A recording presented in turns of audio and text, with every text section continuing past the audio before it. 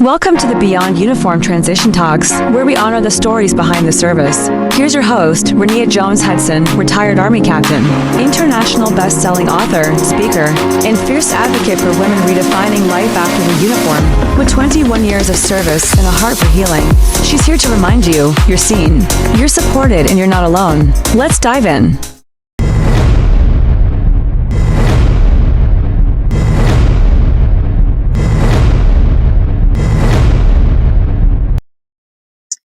Hello, and welcome back to Living Unapologetically Beyond the Uniform, the podcast where we hold space for veterans to share their truth, own their next chapter, and lead without apology. I'm your host, Renea Jones-Hudson, and if you've ever questioned what's possible beyond the military, then this episode is for you. Today, my guest is Jeremy Walker. He's an Army veteran, Bronze Star recipient, and a true example of servant leadership. So, Jeremy enlisted at just 16 years old, y'all. He served over 22 years and retired as a senior geospatial intelligence officer and instructor for the Army's drone program. His work earned him one of the military's highest honors during combat in Afghanistan. But if y'all know Jeremy, he didn't stop there. He's the founder of Helmets to Boots, where he supports veterans and families through transition. And he also helps companies build more veteran-ready cultures. He's also the creator of VETRON, the VETRON Training Initiative. And that's a program that bridges the gap between service and civilian life with real tools and veteran-powered expertise. He earned his master's with a 4.0. He's smart, I guess. Just playing. But that's impressive. He also hosts Veterans 2.0 on WCEG Talk Radio. And he is a fierce advocate for both mental health and legacy. So this conversation is about what it means to serve beyond the uniform with clarity, with purpose, and with community. So let's dive in.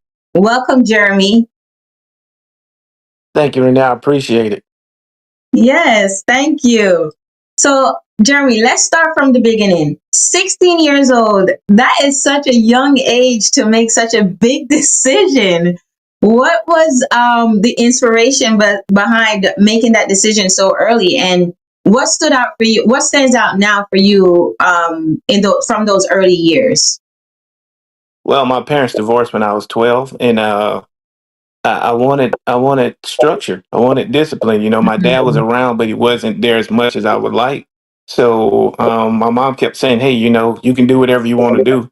And I was playing football in high school, doing great. And one of my coaches was actually in the National Guard and told me I can join at like 16 or whatever case was. So I got my mom to sign a waiver. Didn't ask. I told her. And no kidding, man. Right after my junior year, I went to basic training at Fort Sill. Turned around and came back the day before school started. And in Wow. my senior year, I went from 160 pounds to like 245, 265 or whatever, 4% body fat.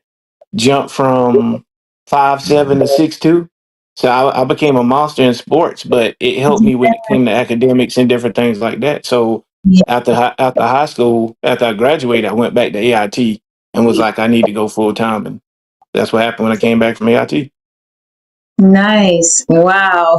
That is impressive. That's truly Yeah. impressive. So so I was reading your bio, and after your injury, you transitioned into military intelligence.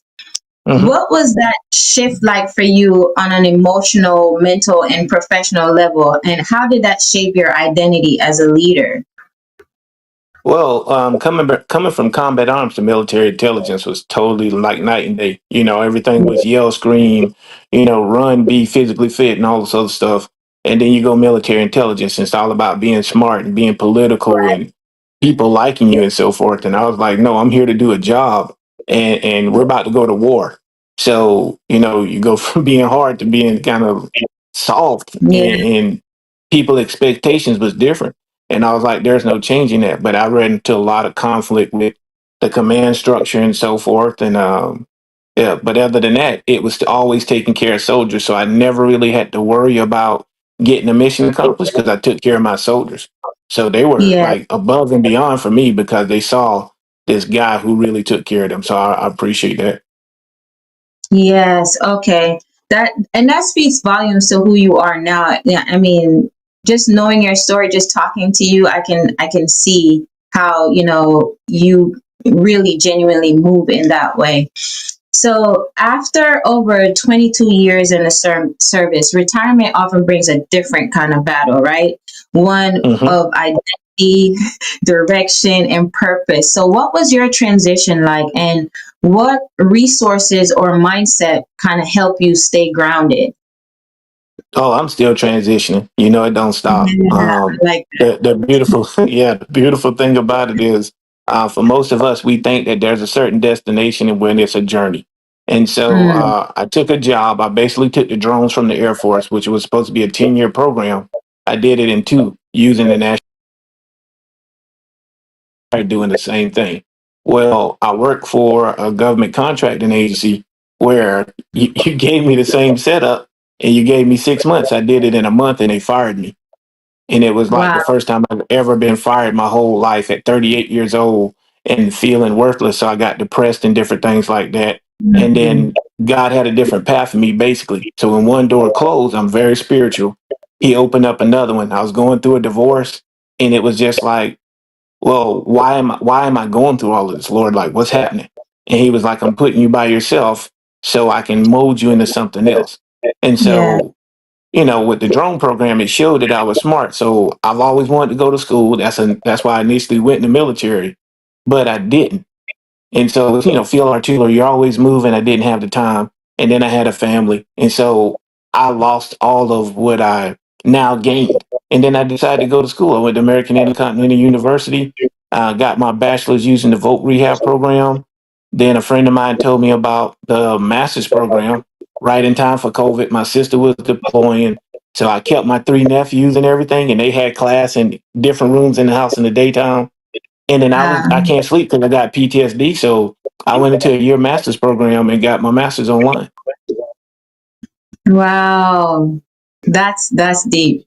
That's deep. Yeah. This also leads me into my next question. You went right into it. So, with this month being both Men's Mental Health Awareness Month and a time where we celebrate fatherhood, what do you think we still don't talk about enough when it comes to the emotional well-being of men, especially our veteran men? So you hit it on the head. Our emotional well-being.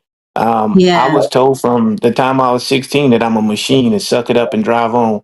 Where you go through things. My grandfather was strong. He was a comedian at a family, but he never talked about his problems. My dad was on the other hand, he was quiet, and so but he drunk. So my thing was I don't have those vices. I don't drink. I don't smoke. So when I get challenged, I become a workaholic, and I didn't realize to my detriment that that was hurting me because most of us think that soon as you do something great, you feel good. Well, it only lasts for a couple of minutes, and then you got to keep chasing the rabbit till you get something else. So in my journey, I wound up going to counseling. And the sad story was initially I went through the VA. The first person I met, young guy, and he had no clue who he was talking to. I'm like, hey, I got blown up and shot at 19 times in 1 year in Afghanistan in 2004. Here it is, 2016. I'm retiring. I thought that was just part of the job. And I Yeah. didn't know about the nightmares and all that other stuff that came along with it, that, it was messing with me, right? So, in addition to not being able to sleep. Well, he started laughing. I came in the door. I'm 265, I'm still working out. He was like, man, you look like you paid for the Falcons. And I was like, what does that mean? Like, okay, I'll take that or whatever case, because I'm a Panthers fan, so I play for the Panthers. And then he was just like, the next thing was something else really rhetorical, like, uh, you don't even fit through the door. No, for everybody that know me, I'm a pretty big guy, and yes, I don't fit through most doors. And I was like, you got one more time. And then he said something else that was like, it triggered me. He was like, man, you just a big, and I was like, dude, boom, through the wall. I lost 7 soldiers through my career. I've been blown up and shot at 19 times. I'm here trying to talk to you about something that I've never talked about before. And that's one of Yeah. the things we as men don't like. We don't like judgment. We don't like to be criticized over our emotions and feelings. And I was like, I'm taking off the uniform 5 days after I retired. I'm seeing the VA, and I was triggered by somebody laughing at me because of my pain. Right. Well, we don't talk about pain, stuff like that. Yeah. Yeah, and that's unfortunate because so many of us are carrying such a heavy load. And that's one of the things that I try to remember. I don't ever know what another person's going through. So Hmm. I try to approach them with kindness. It's really something I consciously practice, because you really don't know what someone's carrying on any given day. And I know especially for men, it's tough, Yeah. um, you have an expectation that you're supposed to live up to, right? I don't Yeah. know who brought it, started this thing, but like even we go through the where we don't teach our boy children to show emotion, and it carries on through generations, through and if you don't shift it, if you don't change it, then it's Hmm. just a generational thing that we're passing on, and it's not a good thing.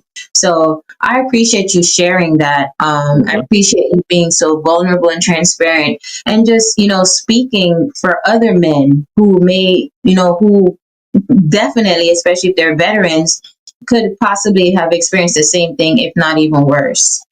So how has being a father or a mentor impacted the way you lead in the veteran space, especially as a systems advisor and an entrepreneur? Well, I'm trying to leave a legacy. Last year I did an internship with my son. I had him work with me, and uh, I have 3 kids. I have 2 daughters. One, she's got my 2-year-old grandson. He's a little bad dude. My youngest daughter just graduated college like 2 weeks ago. And then my son, he just started college. He's 19 years old. So he's going into the business field. I'm trying to show him by example, like all of them, what you can do if you put your mind to it. So it started once I went into the military. I'm like, hey, my parents divorced when we were 12. Me and their mom been divorced since my son was, I don't know, 6 months, and now he's 19. So Yeah. you don't let things stop you. You sometimes a lot of these things happen if you look at it optimistically, that is for the Yeah. good, so it empower you. Well, my dad was one of the coolest people under the sun. I love him to death, and unfortunately I lost him last year. And Mm, in his absence, I've been hurting a lot. But at the same time, I've noticed my whole life I've been praying for peace, and he was just so cool. I'm like, I was yeah. really trying to be him, but I go 400 miles per hour. He just moves slower than I do. So Yeah. that's what I teach my kids now is just if I can do something, especially having a TBI from deployments and Yeah. all the stuff the military's taught me, take the good out of life, add it into your own soup bowl, and make your own gumbo, and now watch it. See how good it tastes. You are pretty awesome, Jeremy. Pretty I try to be. awesome. Yes, you are. And to everybody listening, he's genuine. He's being genuine when he says he tries to be. He tries to help in every situation. You will not leave a conversation without him pouring into you in some way, shape, or form. So I thank you for that. So Yeah. let's talk about helmets to boots. You Hmm. built something truly unique. It's a nonprofit and a business that support veterans in different ways. So, what inspired you to take a two-part approach to helmets to boots? And you can explain that two-part that I'm talking about. Yeah, actually, it's 3 parts. So, It's three. Okay. yeah, it's three. Yeah, it's. Okay. So you and I both served one of the greatest institutions there is called the Army, and with the retirement thing in 2016, I look back at it and I'm like, we get drill sergeants, we get first sergeants, commanders, and all this other stuff. We have a lot of support and structure while we're in, but as soon as you hit Yeah. that wall, it's like there's nobody there. So Right. I was like, I wish somebody was there for me. And now, the Army standard is if you see something wrong and you walk past it, you set a new standard. I just Hmm. couldn't do it. So being a first sergeant, I was just like, why don't they have this? Why doesn't TAP do this? Why don't so as long as I was going through my own journey and seeing what could be fixed, I was fixing it. And I've always been that guy in class, like, hey, when I'm in school at AIU, I was the oldest person there. and every veteran kept coming to me talking about this. So I heard a problem, and somebody was like, I can't pay for school. I was like, what about the GI Bill, or what about your Chapter 35, or Yeah. what? And they were like, what are you talking about? So nobody ever told us that, and I was like, I heard nobody so much. I just adapted the name Mr. Nobody because I always got it in return. Right. That's cute. So yeah, my nonprofit is I spend 3 hours talking to veterans, educating them on everything from the VA process, like, hey, there's a regulation that they use for our disabilities. And then Mhm. you don't have to like coach your doctors, but the VA turned around and brought on community care, which is a great program. So we can get Yeah. seen within 30 days versus the 2 years it used to take. But Right. those doctors are not educated by the VA on using the regulation too. So when you submit a claim, now it's getting kicked back off of verbiage. So, Yes. but then when you get to 100% or you're not 100%, what about your quality of life? And that's what Helmets and Boots is all about. Is Mhm. I've done everything from personal training to vacations to, my educational background. I'm about to go into a doctorate program. Well, Yeah. Rudisill Act brought back the GI Bill. There's another additional 12 months. So look at all the things that I'm doing to enrich my life. But we talk about that in your 3 hour consultation, and then, like you said, the personal um, growth. It took a lot for me to go to the VA, but then I went through the vet center first. What is the Yeah. vet center and all these other different resources that helped me to address my mental health issues and being divorced and all. Uh-oh. So going back into that, that's where Helmets to Boots, the foundation came from. And then the LLC was, they fired me for being who I was designed to be. My quote is, I'm a shark in a pond. Well, if you think about the military, they built machines out of human beings and made us these great movers and shakers and stuff like a Right. shark. And that's Yeah. deployment. But then you put us back in the United States and take away the ocean basically with the deployment and that mindset in the military. What can you do now? I'm in a pond, which is the United States. So corporations don't understand what the shark is or how your mindset is, how fast we go and so forth. And the bad part about it was great commercial. We do more before 8 a.m. than most people do every day. In the Yeah. business world, some high performing companies look for that and other people fear it because Yeah. now all of a sudden you have this entity that comes in and make people around them either fear them because we move too fast or they turn around and you don't get hired. So I was like, let's start with a top down approach. I have 2 degrees in organizational leadership. So if you think about the military from the top, everything comes from the president down to us. If you do Mhm. the same thing in corporations and teach them a culture, because there's a gap on how we get hired and who gets hired and all those other different things. But the leadership doesn't understand. So that's what I do now. And companies love it. And then the third tier of what we do is called VETRON. The Atlanta Black Chamber was one of the groups that I joined. The Airport Chamber, the Clayton County Library, Cobb County Boot Camp. I've been through all of these different courses that have veteran-owned, veteran-operated businesses. But guess what we don't do in our community? We don't help each other grow. We don't teach and so Right. forth. And we don't create opportunities. So through Vetron, everybody wants to hear me talk about benefits. I can talk 4 hours about that. But why not Mhm. share it and break it down? Because I only cover one aspect of life. So military intelligence taught me that I was a geospatial guy. I'm surrounded by all sorts. I'm surrounded by human and all these other people. Well, you don't know about estate planning. If you pass, what happens to your benefits? And Yeah. then we don't know about financial literacy, which a lot of us get money in the military, but we're structured and live in this type of environment. Then you get out and you Yeah. get different. VA home loan. I bought my first house, and come to find out, because my realtor didn't understand the VA home loan, I got an $8,000 assessment taxed onto a free benefit, but I was not rated yet.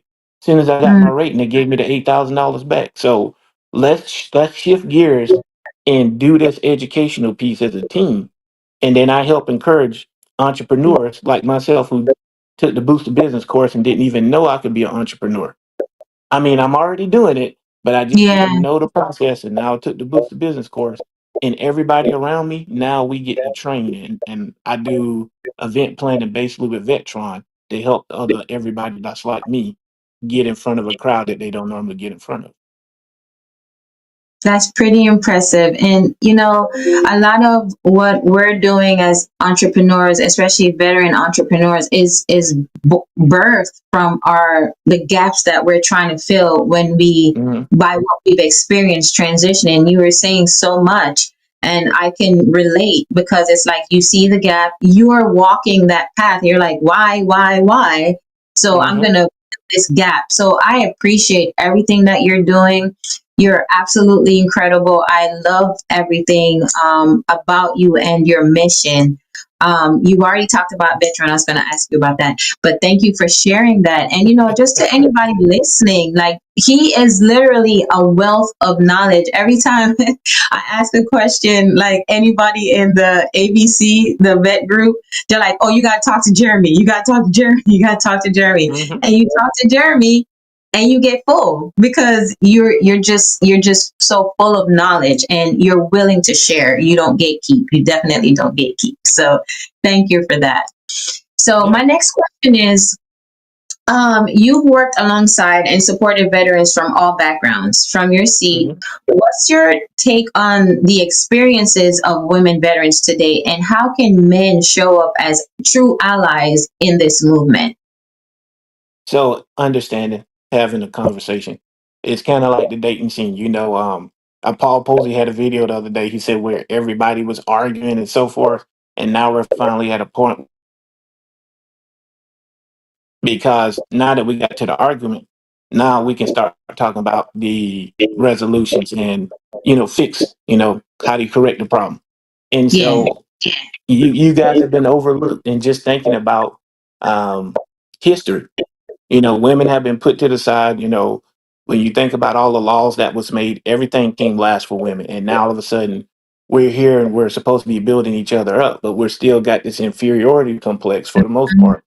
And so if we look at each other and say, hey, biblically, God made us helpmates, right? We're going to be a stronger being in this area. You're going to be stronger in that area. Well, why don't we unite in those areas? And now we right. formulate something that's super powerful. But as long as we stay divided, we're always going to be liking something. You're always going to be liking something. And then guess what? We're fighting each other again. Well, Yeah, if we're truly talking about legacy, legacy is union. And you think about God, people get married all the time. It's God, it's the husband and the wife, and we're side by side once we get married. You're not in front of me, you're not behind me, and so right. forth. So we took that approach to a lot of things and work together. Yeah, men on some cases, we do have to stand in front. If somebody go to fight you, another dude or whatever case is, or we get disrespectful, then yeah, sometimes it does take that male presence to do that. But then women also have been emasculated so much that when you do things like that, even opening the door, and I'm a Southern gentleman, I'm from South Carolina, Yeah, so you get you get yelled at for being nice, and so there's a major disconnect. But we just need to sit down yeah. and talk about everything. Yeah, I agree with you. There's just so much that we've been, I'm gonna say, quote unquote, trained to accept Hmm. because it's not being done. So when someone does come along doing the right thing, it's like, what are you doing? Like, I can get it myself. So I Yeah. get that, and I appreciate you saying that. But I mean, it's not like it's something that's not known. So Hmm. for me, I appreciate the fact that we do get to highlight our voices and our talents and everything. Not like we haven't been doing it. Now we're getting more support and we're coming together to show up, right? I think also Hmm. it's the same thing. We're so used to fighting, getting pitted against each other, we don't realize we're stronger together, right? I'm not Yeah. competing with you. I want to collaborate. I want to join forces with you. Let's make this thing a much bigger and better thing instead of me trying to do the same thing you're doing over here. We just come together and make it great. So thank you for saying that. You're All right, welcome. Jim. So with everything that you're doing, what keeps you going? What's your why right now? To be honest with you, God, and I've always had God, family, and country. But then when I retired, I said life, love, and happiness. Like I tell you all the time, I'm transitioning. I'm still transitioning every Yeah, day. My childhood mantra was, I'm gonna be better today than I was yesterday, and I'm gonna be better tomorrow than I am today. So if I can help one more person, I became a veteran service officer at the American Legion just so I can help. And the need has been, uh, wherever there's a lack of information is a business, right? So the more that I'm digging into our space, there's so much homelessness. Like, Yeah. statistics, I'm glad I went on the military intelligence side from field artillery. Now you got common sense and you got book smart. But Yeah. if Georgia is the seventh largest populated veteran state, why are we the fifth largest when it comes to homelessness and suicides Right. and stuff like that? Yeah. Because the information's not there. People are finding, oh, I want a job. No, you want a purpose. The uniform gave us all purpose from the time you get up in the Yes. morning. So having that understanding, having that background since I was 16 years old, and then going through it myself. When I got divorced, when I got out the military, I was like, what am I doing? Like, what am how am I changing the world? And then there's nothing Yeah. that can compete with the deployments. You know what I'm saying? Like, hey, we've been on combat deployments. I've been blown up and shot at 19 times. Mhm. There's an adrenaline rush that you're getting used to. And Yeah. I was military intelligence, not combat arms. I was military Yeah. intelligence going through this. So the excitement that I get from helping people, the fulfillment, is the same thing I got from being in a deployment and surviving and so forth. And I'm helping other people. So my cup is overrunning because there's so many people that just don't know what they don't know. And like you said, having a conversation with me, that's changing and saving people's lives. Yeah. Same concept. Yeah. It's funny because I'm not even doing half as much as you're doing, but but you know, people still ask me why I'm doing what I'm doing. I'm retired, Hmm. and to simply put it, I just want to help. Like you said, Hmm. I don't want someone to go through what I experienced. I went through it, but so Yeah, let me guide you through getting through it a little bit easier than I did. I hmm, just know a little bit more than you to kind of lead you in this direction. So I love that. It's simple. It really is simple. We just want to help. We just want to support yeah, because, like I said, it's a rush. It makes you feel. It's almost like a selfish thing too because you feel so good when you know that you can help and support someone else.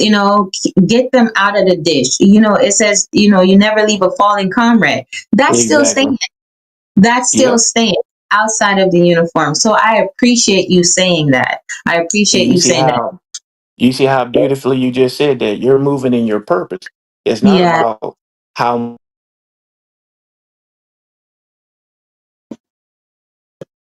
about what it is. It's like a coalition of will, and everybody has a different lane and a different part.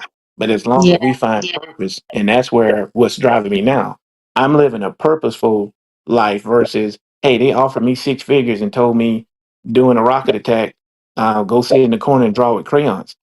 Okay, most of us are chasing the wrong thing, and then but when you find your right. purpose, That you're part. feeling so much better. And it could be five people one day, it could be one person the next day. But Yeah, the numbers and different things like that really don't matter. It's the impact that we truly have. Like you got this yeah, show. There's yeah, so many people that are going to be inspired by you, and guess what? This content is going to last forever. So yeah. generations, and generations are going to feel you, even if you start today. Yes, I appreciate. I am so happy I'm walking alongside you in this journey. So thankful. So, if you could go back and speak to your 16-year-old self, what would you say? Oh wow, I probably would have went to college first. Yeah, I probably would have went to college. I think it would have changed my military career and my outlook on self. I wanted to go, but I had 67 scholarships.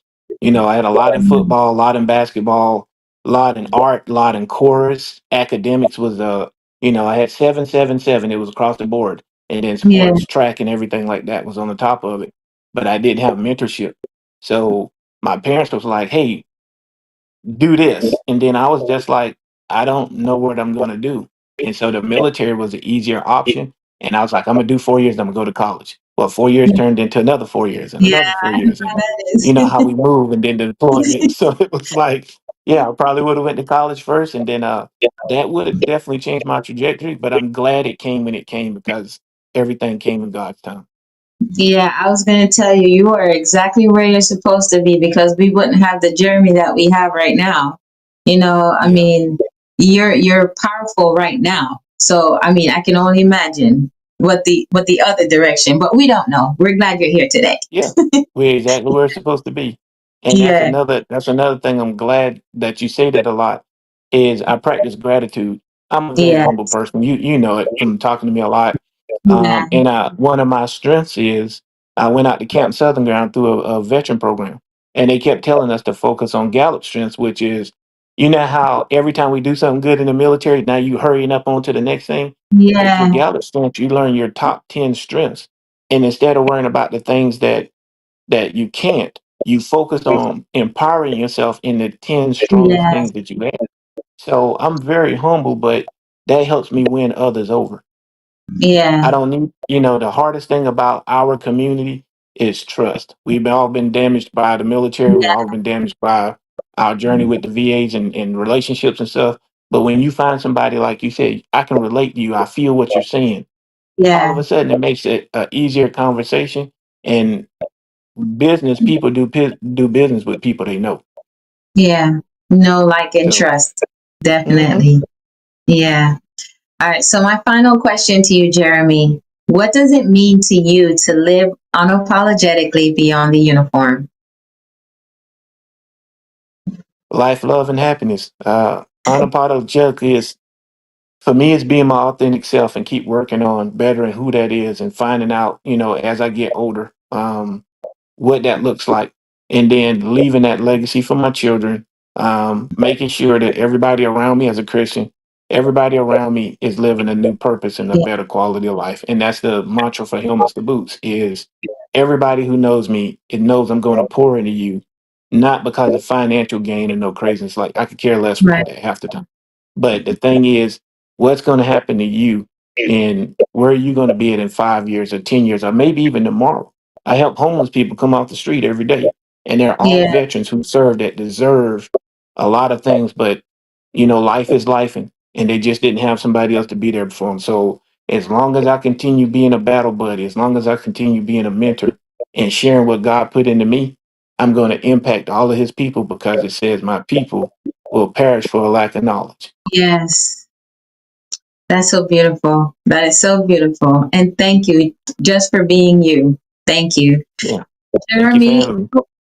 of course, of course. I appreciate you taking up the call. Well, you're a living example of what it looks like when purpose and perseverance walk side by side. From a teenage soldier to a Bronze Star recipient, from serving in silence to building platforms to elevate others. Your journey is truly powerful. You do it with intention and it's deeply needed. I just want to take a moment to thank you, not just for your service, but for how you continue to serve through vision, compassion, and action. And it all shows in just how you communicate and how you just, project, your words and everything. You're showing the world what leadership beyond the uniform really looks like. To those listening, whether you're a veteran, a leader, or someone navigating the messy middle, you don't have to have it all figured out. Let Mhm. Jeremy's story be a reminder that your path doesn't need to be perfect to be powerful. Transition, healing, reinvention, they are all part of the same mission. Jeremy, before we wrap up, can you share how people can connect with you and learn more about your incredible work, um, especially what you're doing with Helmets to Boot? Oh, definitely. You can reach me at my business number is 470-295-2349. That's direct business line. You can reach me at my website, www.helmetstoboots.com. And then also my email is info@helmetstoboots. And now that I partner with the ATL airport, I'm at the Kempton Hotel every Thursday night from 6 to 8. Come out and meet me, hang out, and, we laugh and party and grow together. So Thank you, Jeremy. I still haven't made it out there yet. It'll be my next stop. I'm here for you, man. Come on, let's go. I'm coming. I'm coming. To my community, if today's episode moves you, share it. Text it to someone, a brother or sister in arms. Leave a review, subscribe to the channel, start a conversation, because we're never meant to do this alone. Until next time, stay bold, stay grounded, and keep living unapologetically beyond the uniform.